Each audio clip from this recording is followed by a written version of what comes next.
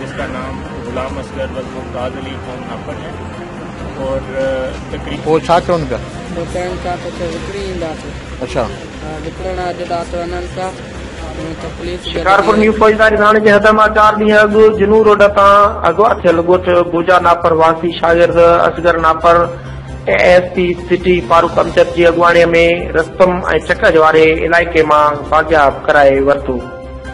Police ऐं ॾोहारनि में मुक़ाबिलो 2 जवाबदार अली मोहम्मद जतोई ऐं मोहम्मद मूसा भुट्टो खे गिरफ़्तार करे वरितो, जंहिं वटां 2 मोटरसाइकिलियूं, 1 जीतरी राइफल हथ। पुलिस दावा एसएसपी सिटी रुस्तम थाणे ते प्रेस कॉन्फ्रेंस कंदे ॿुधायो त एसएसपी शिकारपुर साजिद अमीर सदोज़ई जी हिदायतुनि ते पुलिस कार्रवाइयूं करे पई। 4 ॾींहं अॻु न्यू फौजदारी थाणे जी हद मां जुनू वेझो असगर नापर खे हथियारबंद अगवा करे विया हुआ।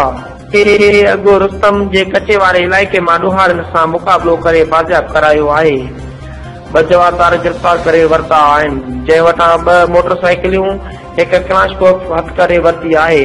वधीक जांच कयूं पिया, जल्द हिकु ॿियो बि मगवी बाज़ियाब थींदो। शिकारपुर जे अमन अमान खे वधीक बहितर करण लाइ पुलिस कोशिशूं करे पई। शिकारपुर मां अगवा थियलनि जो अंगु घटिजी 1 थी वियो आहे। रिपोर्ट दीदार बलोच, सोनी सिंध न्यूज़, डिस्ट्रिक्ट शिकारपुर।